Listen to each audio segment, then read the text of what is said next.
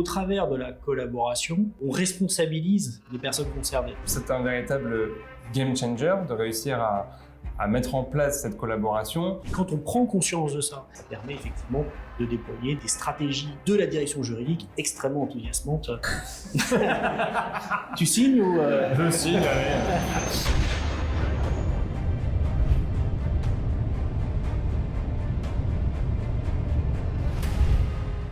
Bonjour à tous, bienvenue dans ce nouvel épisode des Étoiles du droit et de l'innovation, le podcast de Legal Jedi, où chaque mois nous explorons les nouvelles frontières de l'innovation juridique. Pour ceux qui n'ont pas suivi le premier épisode, nous étions avec Jean-Marie Valentin, président et cofondateur de Legal Cluster, qui nous a partagé sa vision sur la Legal Tech, sur la place de la direction juridique dans la stratégie de l'entreprise. Et parmi les sujets évoqués, nous avions parlé collaboration. Collaboration, c'est-à-dire les outils collaboratifs, comment replacer les collaborateurs au centre de la stratégie. Et on vous avait promis de revenir avec un épisode dédié à cela. Nous y voilà. Jean-Marie, rebonjour. Bonjour Quentin. Merci de revenir dans l'épisode, de venir nous partager plus en détail cette valeur fondamentale pour toi que tu as mis dans Legal Cluster, la collaboration. Donc cette fois-ci, pas de questions de briques et de braques sur tous les thèmes. On va se concentrer sur la collaboration. Tu veux nous expliquer ce que c'est, les enjeux qui sont derrière. Je te dirai ce que moi je vois comme étant la collaboration. Tu me diras si je suis complètement à côté de la plaque ou si c'est effectivement l'idée que tu en as. On essaiera de voir ce que les directions juridiques peuvent s'imaginer de la collaboration, comment toi tu la vois, comment tu la diffuses chez tes clients. C'est parti ? Oui, on y va. On y va. Qui dit outil collaboratif dit qu'est-ce que signifie collaboratif. Je suis sûr que dit comme ça, beaucoup de juristes se font une petite idée de ce que c'est qu'un collaboratif et pourtant je suis pas sûr que chacun s'imagine la même chose. Alors pour toi, Jean-Marie, qu'est-ce qu'un outil collaboratif ? Alors d'abord, je vais pas répondre à ta question. Je vais prendre un petit peu de recul pour se poser la question de pourquoi la collaboration. Je pense que ça fait partie de ces sujets où si on veut faire du collaboratif ou du collaboratif, en fait, on va nulle part. Comme si on veut faire de l'IA génératif, on fait de l'IA générative, etc. Donc le sujet, c'est pas, enfin, il faut pas qu'on manipule des buzzwords pour se faire plaisir. Il faut qu'on sache au service de quoi on met ces concepts à disposition. Comme on l'a dit rapidement lors de notre précédent échange, on est dans un moment où la fonction juridique est en train de changer parce que la nature de la matière juridique est également en train de changer. Et le corollaire de ce qu'on avait échangé, c'était que tous les collaborateurs de l'entreprise sont maintenant appelés à être partie prenante de la fonction juridique, éthique et conformité. Donc à partir du moment où tout et chacun est amené à être partie prenante de quelque chose, il faut favoriser la valorisation de chacun dans un ensemble. Et pour ce faire, il faut effectivement adopter des stratégies de collaboration. Moi, quand j'entends collaboratif, j'imagine assez vite quelque chose comme un chat, quelque chose d'assez social. Je veux dire, à l'heure des réseaux sociaux où on peut penser, voilà, c'est de la collaboration, on poste, on publie, on partage, il n'y a plus de frontières, il n'y a plus de frontières géographiques, tout le monde peut s'exprimer, tout le monde peut partager. Comment la collaboration au service du juridique, de la conformité, est-ce cela aussi, c'est le côté social ou c'est autre chose ? En fait, il y a forcément une dimension, je dirais sociale, mais qui n'est pas forcément le cœur de la proposition. Pour comprendre ce que c'est que la collaboration au sens où nous on l'entend, il faut se rattacher à la logique des 4 C, c'est-à-dire connect, communicate, collaborate, commit. Est-ce que j'ai dit les 4 ? Il me semble que j'en ai oui. que j'ai dit les 4. Voilà. Ça veut dire quoi ? Connect, déjà, ça veut dire quoi ? Ça veut dire reconnaître qu'on a affaire à des usagers qui ont une véritable dimension. C'est-à-dire, c'est pas des usagers simplement au sens technique du terme, c'est des personnes. C'est toi, c'est moi, c'est des personnes qui, dans l'entreprise, ont un statut, ont un rôle, ont des responsabilités. Donc, à partir du moment où, je disais tout à l'heure, chacun dans l'entreprise est amené à devenir acteur de conformité ou agent de conformité et acteur des fonctions juridiques, il faut qu'il puisse se connecter en qualité d'eux et reconnu comme tel. Donc effectivement, la connexion va impliquer la valorisation du collaborateur en qualité de membre de la communauté juridique, éthique et conformité. Donc effectivement, la première dimension qu'on va privilégier, c'est la valorisation du collaborateur en tant que tel, afin qu'il puisse se connaître, se reconnaître et donc se connecter. Et puis, comme on le sait aujourd'hui, si tu es manager d'une organisation, tu vas toi-même être amené à être usager de la fonction, mais tu peux avoir des délégations de pouvoir, tu peux exercer des mandats mandats, tu peux bénéficier d'un certain nombre de statuts liés à la place que tu as dans la gouvernance de l'entreprise ou de certains processus. Donc, toutes ces qualités, tous ces statuts doivent pouvoir remonter sur ton profil, en fait, parce que ça dit qui tu es dans l'organisation, dans cette nouvelle dimension qui est la dimension juridique, éthique et conformité. Donc la connexion, c'est extrêmement important. Il faut garder en tête que c'est une logique de valorisation de l'individu par le déploiement finalement de ses statuts sur son profil. Je connais mes statuts et je peux les partager finalement au sein de mon organisation.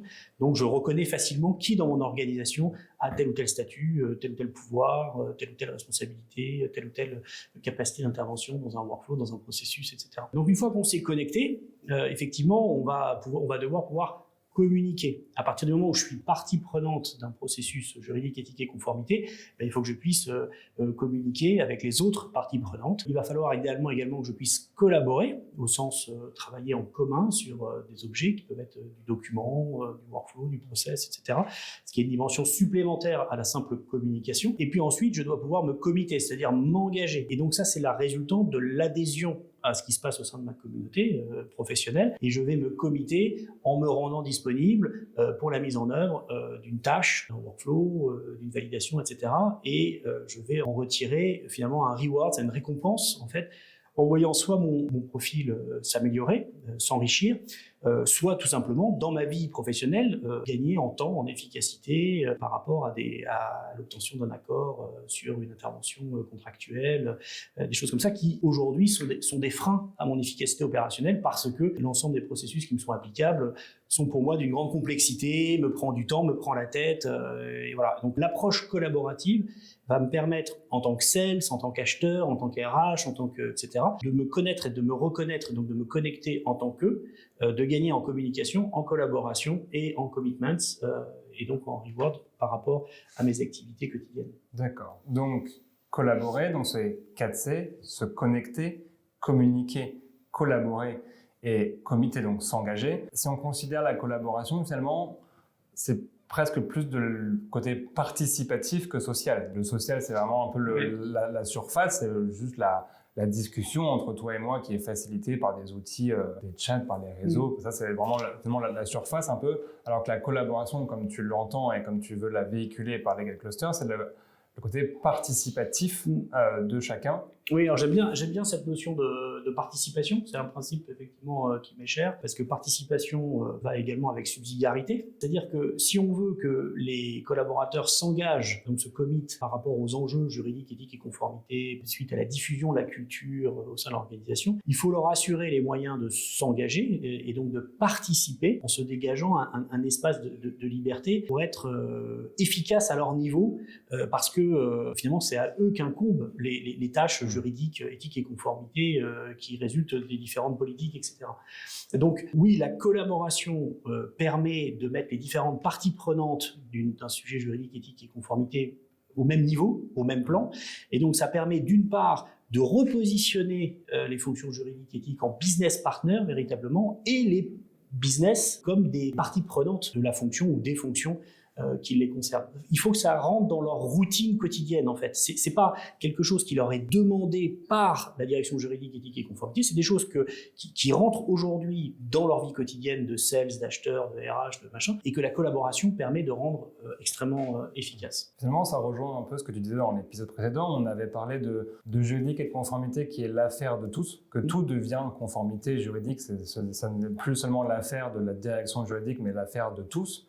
Finalement, l'outil collaboratif apparaît comme évident. Parce que si on veut que ce soit l'affaire de tous et que chacun puisse effectivement s'engager et être responsable de ce qui lui incombe de juridique et de conformité, quel que soit le département auquel il est rattaché, que ce soit sales ou n'importe quoi d'autre, l'outil collaboratif va permettre justement que le juridique, la conformité deviennent l'affaire de tous de la manière la plus fluide possible et simple possible, tout en permettant, je suppose, une centralisation au niveau de la direction juridique. En fait, effectivement, tu as plusieurs dimensions là qu'il faut qu'on mette sur la table pour en discuter. Quand on dit, il faut pas oublier que la matière juridique à l'origine est une matière qui a pour vocation d'organiser les relations entre des personnes. Personne physique et morale, personne physique et ou morale et puissance publique.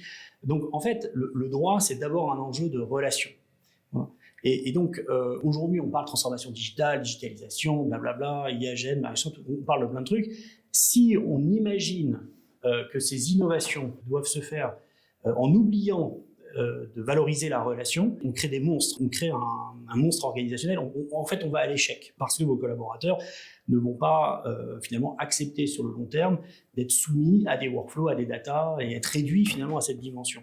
Donc, de mon point de vue, la seule façon de réussir le pari de la transformation digitale des fonctions juridiques à l'échelle de l'entreprise, pour être au service de la stratégie d'entreprise, c'est de valoriser donc le collaborateur dans sa dimension relationnelle et donc de valoriser, de le faire via la collaboration et non pas via la subordination ou la suggestion au travers de workflows désincarnés. Ça me semble un élément effectivement extrêmement structurant. Un deuxième élément, c'est que on se rend compte que cette réalité de la collaboration au sein des organisations complexes, elle se vit par périmètre. Et ça fait partie des défis auxquels sont confrontés les grands clients qui nous font confiance. Ils doivent à la fois animer une fonction juridique à l'échelle d'un groupe, ils doivent la coordonner, etc. Mais en fait, ces fonctions doivent se mettre en œuvre périmètre par périmètre, filiale par filiale, pays par pays, et au sein du pays par business unit, etc., etc. Et donc là, on se rend compte, quand on cartographie un peu cette réalité organisationnelle, que finalement l'entreprise est organisée en communautés professionnelles, que chaque communauté a potentiellement une règle qui s'applique à elle de manière spécifique, avec des seuils différents, une gouvernance spécifique, des workflows spécifiques, niveau 1, niveau 2, niveau 3, etc., etc. Et que là où on devient vraiment efficace, c'est pas en mettant toutes les règles dans un back-office unique à la charge des personnes de la holding, c'est en permettant à chaque business unit, à chaque communauté professionnelle, de gérer en subsidiarité les règles qui leur incombent pour être extrêmement efficaces au niveau local. Tout le défi de la collaboration va être de trouver la bonne articulation entre l'animation d'une fonction au niveau central et, on le verra dans quelques instants, la remontée, la consolidation des données à niveau donné, et la mise en œuvre de tout ce qui incombe en fait aux opérationnels dans un niveau opérationnel dédié qui va avoir ses propres règles de gouvernance, ses propres processus, etc. Donc la collaboration, elle doit se vivre entre le collaborateur et ses équipes immédiates, sujet par sujet, mais également au sein de communautés professionnelles, par périmètre, par BU, par filiale, par etc.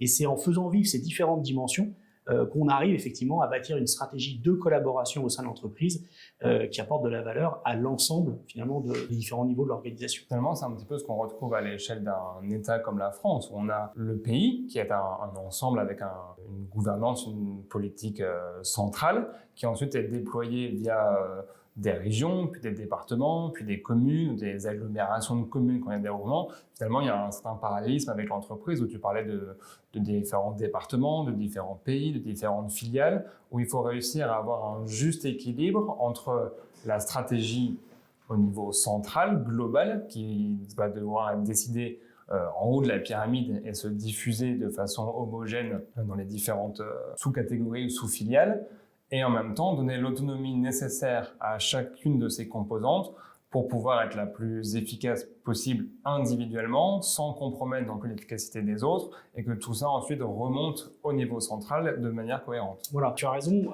Moi, je résume ça par le principe de subsidiarité, qui est de dire qu'une organisation est efficace à partir du moment où on donne à chaque échelon les moyens de s'assumer lui-même, en fait. Et effectivement, dans notre approche de la collaboration autour des enjeux juridiques, éthiques et conformité, nous, notre objectif, c'est que chaque périmètre, en fait, ait les moyens de travailler finalement de manière efficace, en sécurité et en conformité, au travers d'outils qui va permettre finalement à chacun de trouver sa place et d'être valorisé en fait dans sa nouvelle casquette en fait d'agent de conformité et d'acteur des fonctions juridiques. Là où tu introduis un élément supplémentaire, et c'est ce qui rend la collaboration en matière juridique particulière, c'est que un des défis aujourd'hui des fonctions juridiques au sens large, c'est d'assurer une parfaite cartographie ou auditabilité de l'ensemble des données qui structurent finalement la vie de l'entreprise. On appelle ça cartographie des risques, cartographie des tiers, cartographie de tout ce qu'on veut, mais en fait ça veut dire quoi? Ça veut dire qu'il est demandé à la direction juridique au sens large d'assurer une parfaite lisibilité en fait de tout ce qui constitue la vie de l'entreprise dans ses relations internes et dans ses relations externes. Et ces éléments, c'est des éléments de data, et ces éléments de data, ils procèdent des opérationnels. Donc c'est pour ça que si on reste dans une logique de reporting, où les outils sont des outils de reporting, et ben en fait on crée un fossé entre les opérationnels qui font leur boulot et les gens qui sont en charge du reporting. Et les gens et les uns et les autres passent leur temps à se tirer la bourre en disant mais tu me dois un reporting, mais ça m'emmerde de faire un reporting, mais ça me prend du temps de le faire. Et en fait plus ça va, plus je le fais sur différents périmètres, plus ça devient l'enfer de faire ce reporting. En passant par une logique de collaboration et en passant par une logique de collaboration au travers d'une plateforme dont c'est l'objectif, qui apporte aux opérationnels un gain opérationnel, un gain d'efficacité dans leur vie quotidienne, en fait, on structure la donnée à la base. On structure la donnée à la source, en fait. Et comme la donnée est structurée en mode collaboratif à la source, on en assure un reporting automatique au niveau qui en ont besoin, c'est-à-dire au bénéfice des personnes en charge. Ces personnes en charge pouvant être des personnes en charge au niveau d'un périmètre BU, au niveau d'un périmètre pays, au niveau du siège, en fait. Et d'ailleurs, c'est pas forcément les mêmes données qui remontent d'un niveau à un autre. Et c'est là où, effectivement, l'approche de la collaboration en matière juridique est assez particulière, parce qu'elle se contente pas de fluidifier la relation entre les parties prenantes, elle permet également de structurer une donnée pour la rendre centralisée, auditable, rapportable, pour assurer la conformité de l'entreprise. Finalement, on vient mettre une valeur ou une raison d'être derrière la donnée.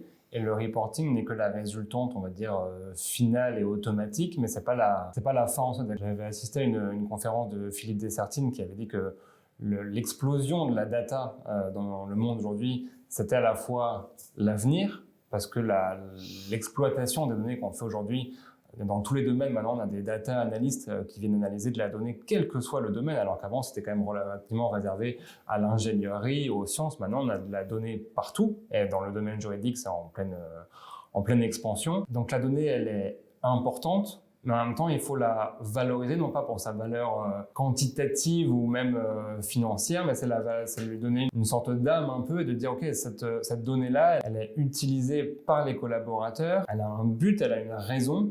Et ensuite, effectivement, il y a des reporting, il y a de l'audit, il y a de la traçabilité, etc. Mais c'est une donnée qui est valorisée pour ce qu'elle est et pas seulement parce que c'est une donnée. Alors là, pour le coup, je serais un petit peu moins philosophe que toi. C'est-à-dire qu'on va être hyper pragmatique. En fait, ma conviction, c'est que les directions juridiques, éthique et conformité doivent être accountable de la donnée juridique, éthique et conformité. Et cette donnée, aujourd'hui, elle est orpheline. Elle est fondamentale, elle est massive, mais elle est orpheline. C'est-à-dire que aujourd'hui, cette donnée, elle est capturée en partie par le CRM, en partie par le SIRH, en partie par le RP, en partie par l'audit procurement, etc. Et donc, la réalité aujourd'hui, c'est que les directions juridiques passent leur temps à courir derrière les solutions des autres pour essayer de récupérer de la donnée. Et donc, ils ne peuvent pas en être accountable, ils ne peuvent pas en être responsables, ils ne peuvent pas la cruncher, ils ne peuvent pas l'analyser, ils ne peuvent pas en tirer de la valeur.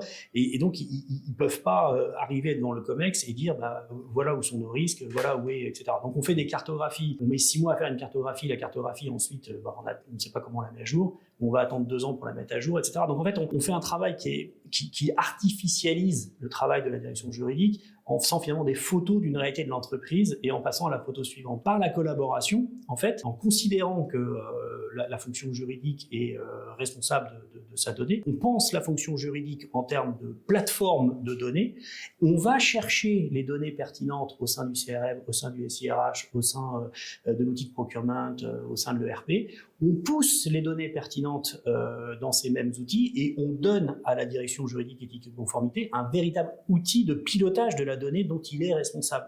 Et à partir de cette donnée, effectivement, il va pouvoir encore mieux jouer son rôle auprès du COMEX, comme tous les membres du COMEX aujourd'hui, qui sont finalement accountable d'une donnée très précise qui est pilotée par un outil ad hoc. Comme cette donnée, en fait, si je prends l'exemple d'un contrat, je veux dire, le contrat n'appartient pas à la direction juridique. C'est pas vrai. Et de toute façon, c'est une évidence. Le contrat n'appartient pas à la direction juridique. Le contrat, il appartient un peu aux achats, un peu au contrôle de gestion, un peu à la prod, un peu à la finance et un peu aux juristes, quoi.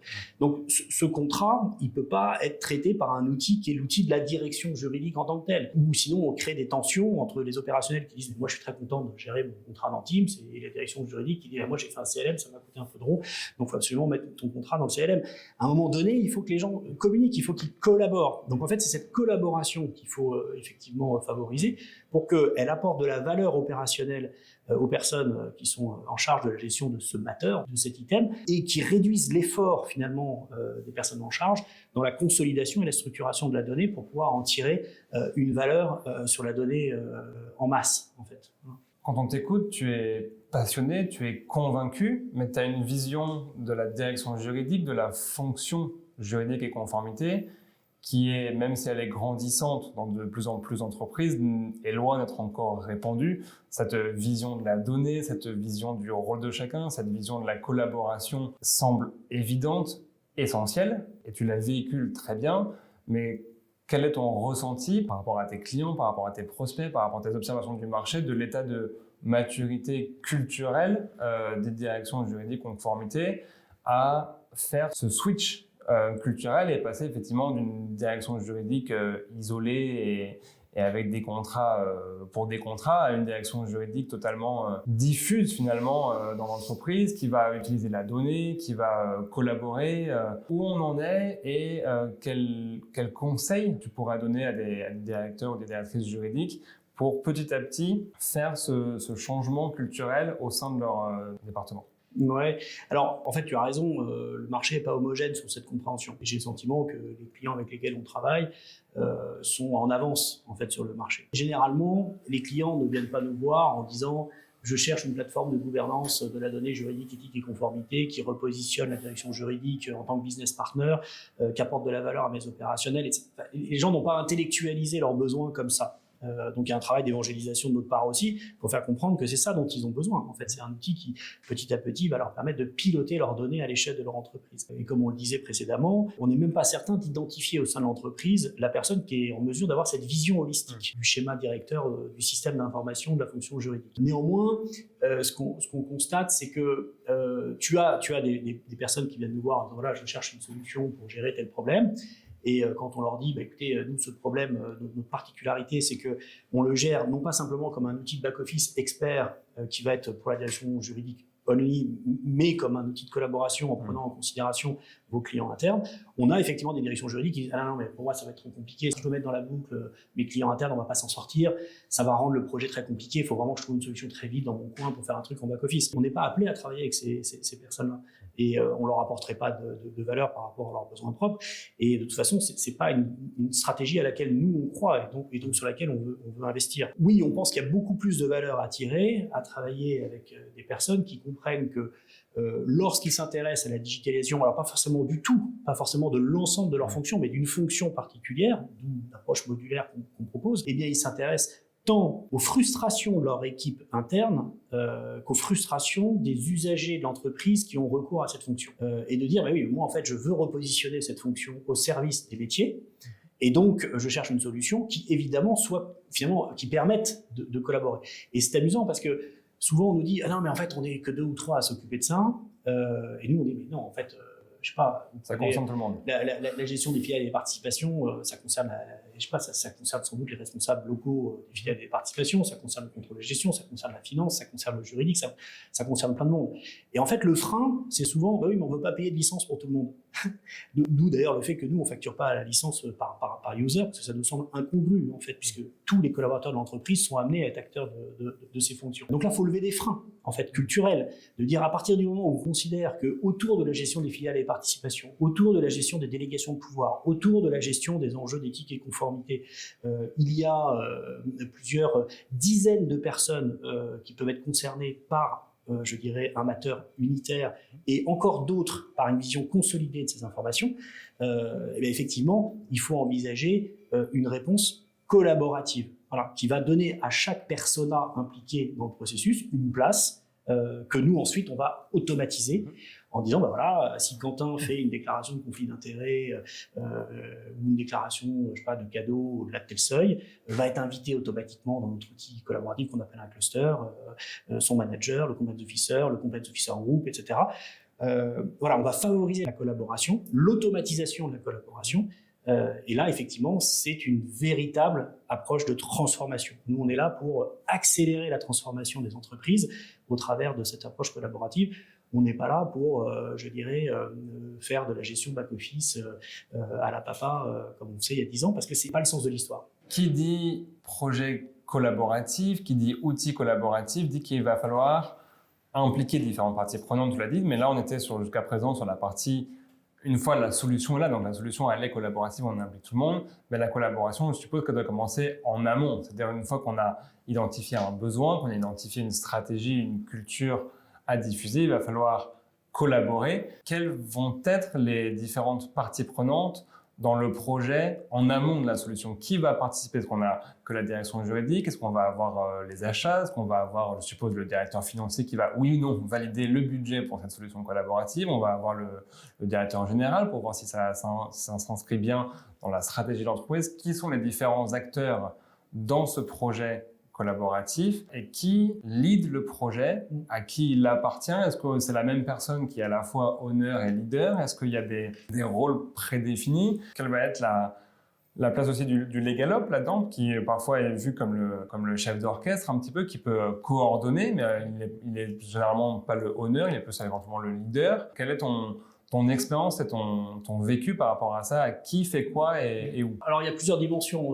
dans ce que tu viens d'évoquer. Il y a des dimensions d'opportunité, puis il y a des dimensions qui sont des process achats, purement et simplement. Je pense que le premier mérite d'une approche collaborative, et tu l'as dit, c'est que l'approche collaborative va impliquer à un moment donné que le projet soit collaboratif, au sens qu'il prenne en considération les attendus des différentes parties prenantes, des différents personas engagés ou qui ont à connaître du processus qui va nous intéresser. J'entends souvent la direction juridique nous dire on n'a pas de budget, etc. Alors c'est toujours pour moi aussi une source d'étonnement dans la mesure où leurs homologues de la direction financière ou de la direction commerciale vont pour déployer un nouveau CRM ou un nouveau ERP, déployer des moyens très importants. Le directeur juridique, lui, il a toujours une appréhension et il y a un problème de granulométrie en fait dans l'engagement des moyens tech à propos de ces sujets. Mais c'est normal parce qu'à partir du moment où on pense sa transformation digitale pour ces 5 ou 15 ou 10 juristes, n'importe quel investissement devient exorbitant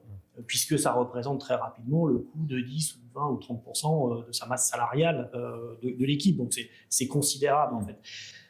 Quand on comprend que la transformation digitale en mode collaboratif va apporter de la valeur à l'équipe sales, par exemple, ou à l'équipe achat, et ben en fait, on change totalement l'appréhension du retour sur investissement. Comme j'aime à dire, c'est super de faire gagner 2 heures par jour à des juristes dans leurs tâches quotidiennes, mais si vous avez 5 juristes, ça ne va pas changer la face du monde. En revanche, si vous arrivez à faire gagner 2 heures par semaine à l'ensemble de vos commerciaux, pour le coup, vous changez la trajectoire de ROI de votre solution. Et donc, effectivement, votre sponsor va devenir la direction commerciale. Et la direction commerciale n'aura pas de difficulté si vous arrivez à lui montrer que vous allez lui créer de la valeur, que vous allez rendre ses sales plus disponibles pour faire du sales et non pas s'emmerder sur des sujets juridiques, éthiques et conformité, tout en étant en conformité du fait de la digitalisation. Eh bien, le directeur commercial va devenir votre meilleur allié, ainsi que tous les commerciaux, qui jusqu'à présent se plaignent des contraintes qu'on fait peser sur eux parce que ça les empêche de faire du business. Donc à partir du moment où vous dites aux sales, on va faire une transformation digitale pour accélérer le go-to-market ou la conclusion de vos contrats, pour accélérer votre performance et déclencher vos bonus à un moment où on devient extrêmement compétitif sur un marché complexe, etc., ils vont devenir vos meilleurs sponsors et le cas échéant, c'est peut-être même sur leur budget que vous allez pouvoir entamer la transformation digitale de la fonction de cartographie des tiers ou de validation d'un contrat avant mise en œuvre, etc. Donc, penser collaboration, c'est penser aussi gain à l'échelle, en fait, à l'échelle de l'ensemble des parties prenantes ça veut dire que du projet. La direction juridique doit aussi, pour provoquer un peu, peut-être pas de budget aujourd'hui parce qu'elle ne voit pas plus loin que le bout de son nez, entre guillemets, et à rester trop focus sur elle-même, n'arrive pas à convaincre et à valoriser son projet de transformation auprès du directeur financier ou de la direction générale, ou en présentant, peut-être qu'il y a trop de directions juridiques encore qui présentent des projets en disant que voilà, ça reste dans le cercle de la direction juridique parce que voilà, il n'y a pas encore cette maturité à se projeter dans un environnement plus global où la transformation de la direction juridique, elle est finalement presque pas pour elle-même, parce qu'effectivement, on va peut-être gagner 1 heure ou 2 heures par jour pour les 5 juristes qui sont là parce qu'ils vont rédiger plus vite ou les workflows vont aller plus vite. Mais finalement, derrière, cette transformation transforme les opérationnels, transforme plein d'autres métiers, mais il y a peut-être un apprentissage encore à faire aux directions juridiques pour qu'elles s'en rendent compte, pour qu'elles sachent le traduire, le communiquer, de présenter des plans de transformation qui soient présentables à un directeur financier et de dire voilà, je veux investir 100 000, 200 000 euros dans une solution collaborative. C'est pas pour 1 heure de temps pour mes 5 juristes, mais c'est, comme tu l'as dit, pour X heures pour 10 000 commerciaux à travers le monde, même si l'élément déclencheur, c'est une solution juridique, éthique et conformité, donc pour le rattacher aux premières vues à la direction juridique, finalement, l'impact, il est à 99% sur le non juridique de premier abord, et c'est ça qui peut aider ensuite à déclencher et à obtenir des budgets dignes d'un ERP ou d'un CRM. En fait, la logique de collaboration permet d'identifier les bons personas, ce qu'on appelle leur pain, enfin, les difficultés auxquelles on doit répondre, et donc d'envisager un retour sur investissement à l'échelle. Et d'ailleurs, moi je dis souvent aux directions juridiques avec lesquelles on travaille, vous avez identifié plusieurs fonctions que vous voulez digitaliser, lesquelles sont susceptibles d'apporter le plus de valeur à vos clients. Voilà. Et on va essayer, puisqu'on a une approche modulaire, d'équilibrer systématiquement les déploiements. On va faire un module qui apporte énormément de valeur à votre équipe, parce que vous êtes en souffrance, et un module qui apporte énormément de valeur à vos clients internes.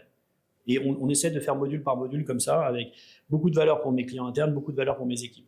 Et plus j'apporte de la valeur à mes clients, plus j'ai les moyens de développer des outils qui vont apporter du mieux en fait à mes équipes internes. Et petit à petit, je colonise en fait les différentes fonctions dans un souci finalement de gommer la complexité pour l'ensemble des opérationnels. Donc la collaboration, elle sert ça.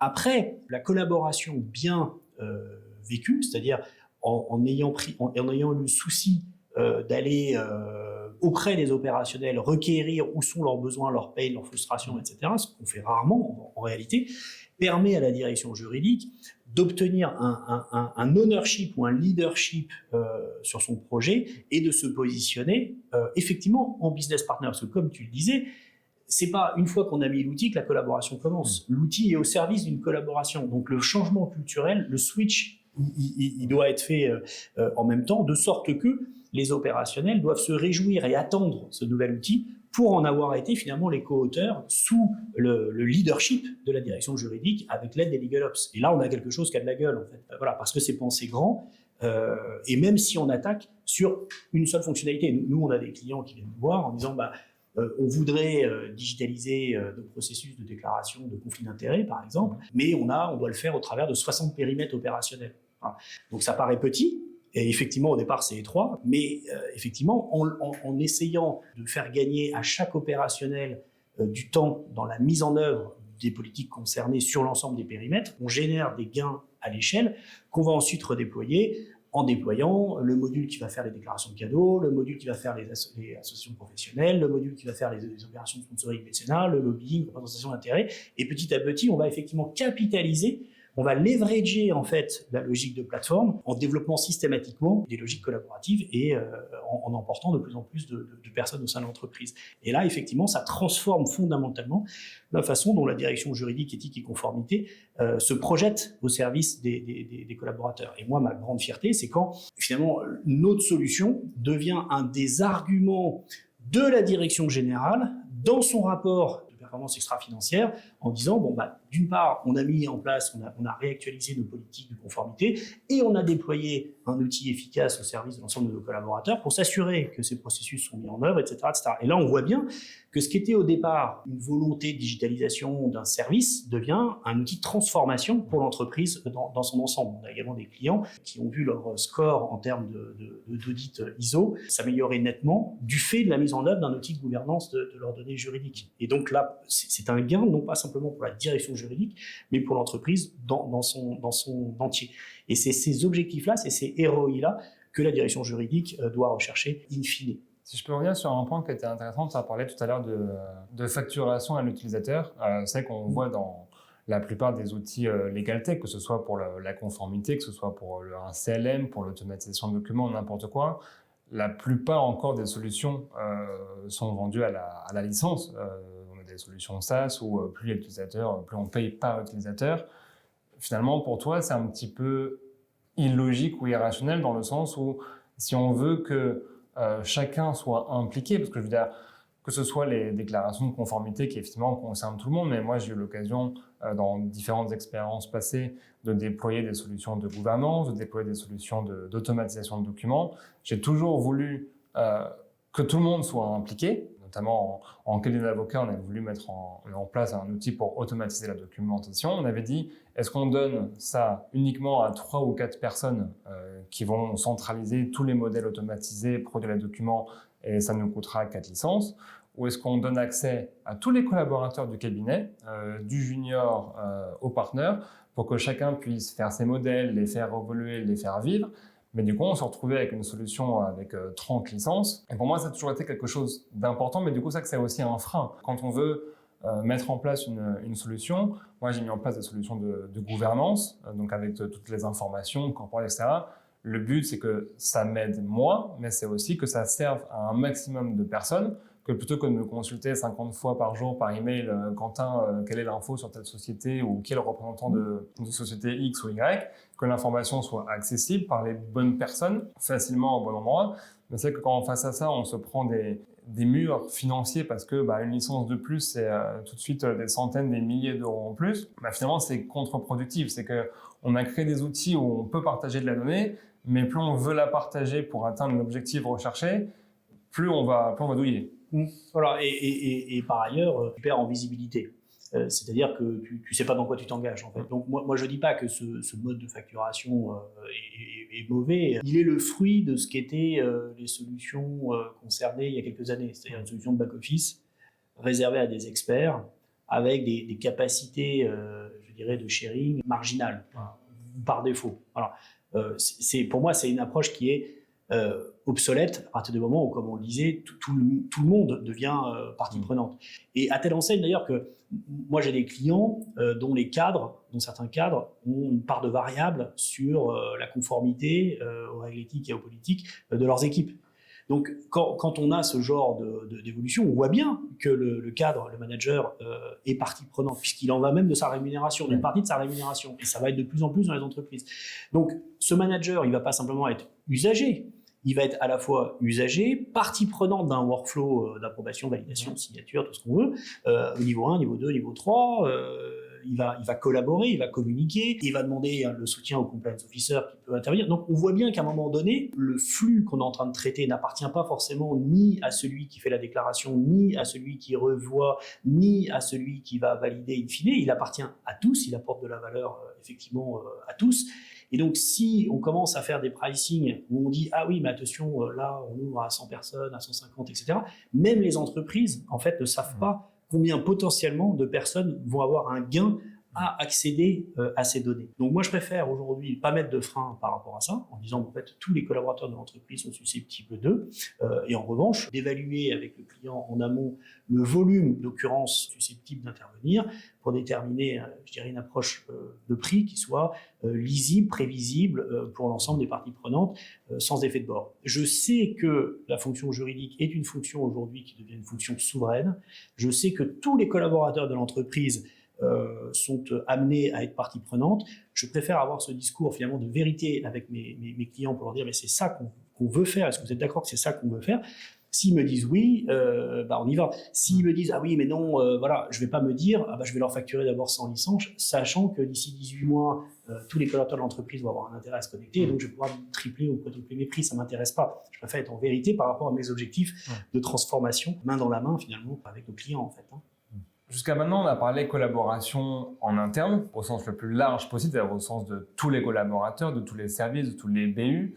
Mais est-ce que la collaboration, petit à petit, elle va aussi avec les autres, avec l'externe, avec les autres parties prenantes, c'est-à-dire les clients externes, c'est-à-dire les conseils externes, c'est-à-dire les autres intervenants qui dans la vie d'une entreprise, sont à l'extérieur? Est-ce que là aussi, la collaboration s'invite petit à petit? Et est-ce que les outils permettent aussi une meilleure collaboration avec l'extérieur? Je pense que c'est effectivement un des objectifs. Et comme on disait tout à l'heure, c'est un objectif qui n'est pas simplement opportuniste, c'est un objectif qui résulte de l'évolution de la façon dont on appréhende la fonction juridique. Un des grands sujets sur lesquels on est très consulté en ce moment, c'est la cartographie des tiers et le devoir de vigilance, ce qui implique en fait qu'on recueille régulièrement de la part des tiers un certain nombre d'informations qui sont mis effectivement à jour sur une base annuelle ou biannuelle, etc. Parce que l'entreprise est maintenant tenue vis-à-vis des pouvoirs publics, etc., d'être finalement responsable de la qualité des personnes avec lesquelles ils travaillent en rang 1, en rang 2, en rang 3, etc.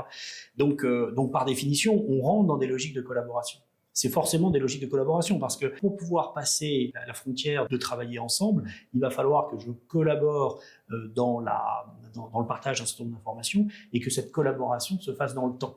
Et d'ailleurs, si à un moment donné, il y a quelque chose qui ne va pas, ou je ne respecte plus une réglementation, ou je suis en breach d'une obligation, etc., c'est la collaboration qui va cesser. Donc on voit bien que ce principe de collaboration a vocation à s'étendre à l'ensemble de mon écosystème, donc autant interne que externe. Alors il y aura sans dire également, quand on a évoqué les avocats, c'est sûr que les avocats représentant entre 40 et 60% du budget de la direction juridique, selon les informations dont je dispose, ces 40 à 60% du budget, ils doivent aussi être pris en considération quand on digitalise la fonction juridique, éthique et conformité. Donc à un moment donné, les avocats vont devenir aussi des collaborateurs des personnes en charge, d'une manière ou d'une autre. Toutes les entreprises ne vont pas forcément avoir la même réponse, le même rapport à leurs avocats et leurs conseils, mais on voit bien qu'on va dans le sens de la collaboration, dans un sens d'efficacité et dans un sens de rationalisation aussi des coûts externes.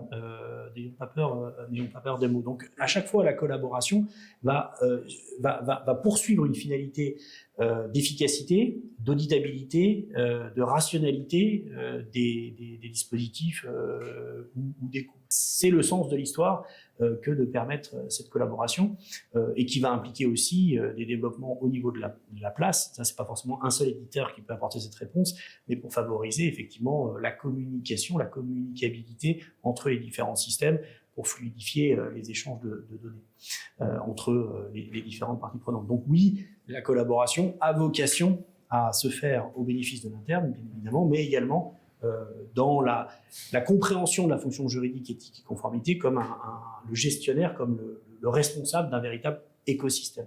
La conformité, il y a un nouveau volet qui est en plein boom, c'est la conformité environnementale. Les différentes réglementations sur l'environnement obligent les entreprises pour des considérations pour leur reporting non financier à se conformer à des obligations européennes, mondiales en termes d'environnement.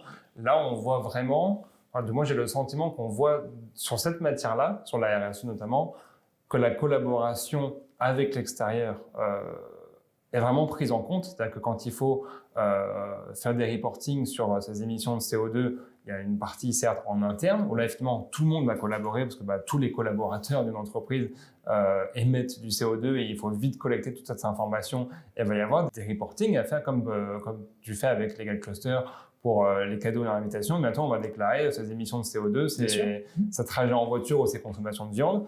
Donc il y a cette partie interne, mais les entreprises doivent reporter tout ce qui les concerne de près ou de loin. C'est-à-dire qu'on va avoir la chaîne d'approvisionnement, on va avoir les filiales, on va avoir les prestataires. Il va falloir récolter toute la donnée environnementale de toutes ces entités, ces parties prenantes qui gravitent autour pour le reporting de mon entreprise à moi. Donc il va y avoir un besoin de collaboration très fort, interne et externe.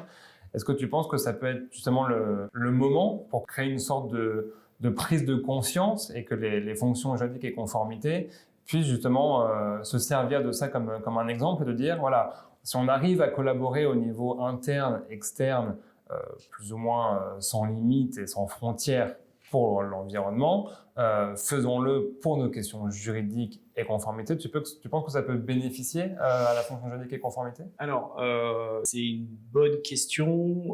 J'insiste juste sur un sujet par rapport à sa réglementation. Elles exigent également que tu donnes accès à un certain nombre d'informations aux ONG, etc., un certain nombre de parties tierces. Donc ça renverra aux enjeux de gouvernance de la donnée, etc., qui font partie des risques à laquelle on peut être confronté au travers de trop de collaboration. Mais je referme la parenthèse, on pourra la rouvrir tout à l'heure. J'avais écrit il y a 3 ans déjà un livre blanc sur les directions juridiques au défi des enjeux ESG, qui a dû être téléchargé par 10 personnes, pour dire justement que les enjeux de transition énergétique, de croissance durable, etc., étaient une magnifique opportunité pour les directions juridiques, éthiques et conformité de monter au niveau de la direction générale. Parce qu'aujourd'hui, ces sujets, ils sont portés par la direction générale. On est au niveau de la stratégie d'entreprise.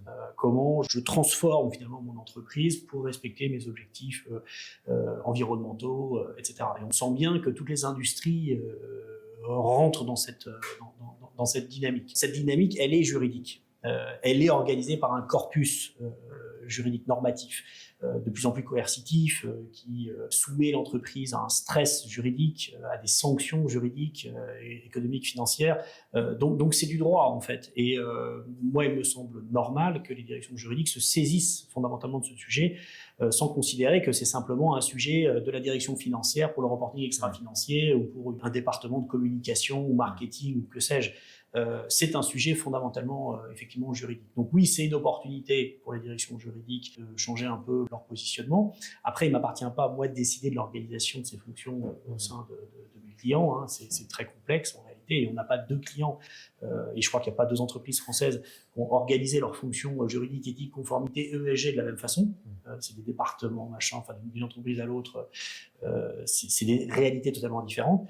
Mais oui, c'est clairement un levier pour toucher du doigt que tous ces sujets finalement sont liés et nécessitent d'accroître la collaboration autour d'une structuration de la donnée extrêmement précise. Parce que là encore, ce qui est demandé, c'est de pouvoir collecter une donnée à un niveau opérationnel pour la structurer, pour la rendre cartographiable, auditable, rapportable. Donc la bonne nouvelle, c'est que en réalité, tout est clusterisable. Donc nous, en fait, on se régale parce qu'en fait, nos clients nous demandent au fur et à mesure de clusteriser tel ou tel dispositif ou tel processus au sein de leur entreprise. Et effectivement, cette stratégie de collaboration, de structuration de la donnée au fil de l'eau, à la source, au travers du principe de collaboration avec un reporting automatique au niveau de données, effectivement, répond bien à ces enjeux aujourd'hui. La collaboration, c'est bien, il en faut de plus en plus, mais tout n'est jamais tout blanc. Est-ce que trop de collaboration tue la collaboration ? Oui, alors c'est amusant parce que je repense à un échange que j'ai eu avec un client qui me disait « mais en fait, ton truc, tous les moins de 35 ans vont adorer, mais ceux qui sont au-dessus, parce qu'il trouvait qu'il y avait parfois un risque de trop de collaboration. » Donc peut-être plus sérieusement, pour moi, le défi autour de la collaboration, c'est la gouvernance de la donnée. C'est-à-dire qu'il ne faut pas qu'au travers de la collaboration, on crée des breaches de sécurité sur la donnée. Et ça, c'est un vrai tour de force, c'est qu'il ne s'agit pas qu'au travers de la collaboration, tout le monde accède à n'importe quoi. Bien au contraire, il faut que la collaboration se fasse selon des modalités qui préservent la sécurité de la donnée, finalement le silotage de la donnée par rapport à la stratégie de gouvernance qui a été décidée par l'entreprise. Tout le monde ne peut pas accéder à tout le temps. D'une part parce que ça crée des risques et d'autre part parce que ça crée du bruit. Donc il faut vraiment s'assurer que chaque collaborateur a accès à ce qui lui apporte de la valeur, à ce qui lui est nécessaire pour agir en toute conformité, en toute sécurité juridique, pas plus, pas moins. Donc si la collaboration ne permet pas, je dirais, n'est pas en mesure d'assurer cette gouvernance de la donnée, effectivement, il y a un risque fondamental de non-applicabilité de la solution retenue. C'est pour ça que parfois, la gestion d'enjeux juridiques, éthiques et conformité au travers d'outils totalement génériques n'est pas adaptée, parce que ne permet pas cette finesse en fait, de gouvernance de la donnée. Donc nous, effectivement, ça fait partie des défis auxquels on s'est confrontés. Et là, je ne vais pas rentrer dans les détails, mais la clusterisation de la donnée nous permet finalement de générer une vectorisation de la donnée extrêmement fine et d'assurer très précisément l'accès de la donnée aux différents utilisateurs, ce qui nous permet aussi de déployer des stratégies d'IA générative très efficaces, puisque la donnée qui est tokenisée auprès des LLM est simplement celle auxquelles accèdent les collaborateurs et non pas l'ensemble de la donnée de l'entreprise. Donc le LLM ne peut pas piocher dans des informations confidentielles pour répondre à un collaborateur qui n'y aurait pas accès. Donc le risque de la collaboration, effectivement, il est de créer du bruit pour des collaborateurs en les soumettant à des informations qui ne leur apportent pas de valeur, mais également des breaches de sécurité en donnant accès à des informations auxquelles le collaborateur n'est pas censé accéder. Donc ça, c'est un défi à l'échelle du collaborateur, à l'échelle de chaque communauté professionnelle qu'on évoquait en début de discussion. Donc la gouvernance, déployer un outil de collaboration autour des enjeux juridiques, éthiques et conformité sans avoir d'abord pensé gouvernance, une capacité de l'outil à assurer une parfaite gouvernance, c'est extrêmement casse-gueule. Et c'est pour ça que nous, on travaille main dans la main avec aussi les DSI, et que la première chose qu'on fait, c'est poser avec la DSI les règles de gouvernance de la donnée. Et c'est aussi pour ça qu'on devient un outil de gouvernance, non pas simplement en gouvernance au sens corporate, mais de gouvernance au sens de l'accès à la data à l'échelle des organisations. Parce que moi, je le vois bien, étant juriste aussi, la question sur à qui je donne accès et à quoi. Et les professionnels du droit ont souvent un peu ce dilemme de se dire oui, c'est pratique de donner les accès, parce que les juristes ont aussi beaucoup consulté pour des questions redondantes. On passe énormément de temps chaque jour à répondre toujours aux mêmes questions. Donc, on a tendance à dire bon, je vais te donner accès, et puis en gros, tu vas arrêter de me saouler avec cette question-là. Et en même temps, de rester maître des informations. Si on est sur un gros projet, M&A, etc., toute la partie discussion, toute la partie préalable, audit, due deal, on a envie que ça reste du domaine fermé de la direction juridique, de la direction générale, parce que voilà, tous les collaborateurs n'ont pas encore à être au courant qu'il y a une grosse opération qui se trame. Il n'y a pas d'obligation qu'ils soient au courant, et on n'a pas envie pour ne pas faire de bruit inutile. Et en même temps, rapidement, ça va y avoir des côtés pratiques aussi, parce que oui, mais finalement, ce projet M&A, il concerne quand même un petit peu aussi la direction financière ou la direction achat, parce qu'il va y avoir des incidences après, donc on a besoin.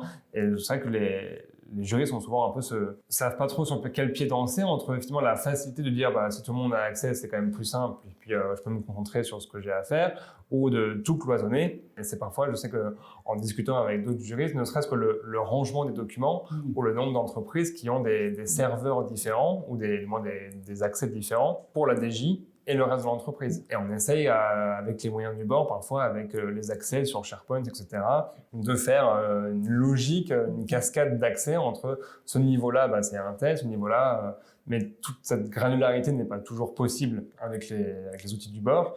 Et finalement, c'est par l'adoption d'outils spécialisés, donc comme Legal Cluster, avec, comme tu le disais, la clusterisation de la donnée qui permet justement de répondre un peu à ce défi de pas trop, ni pas assez, oui.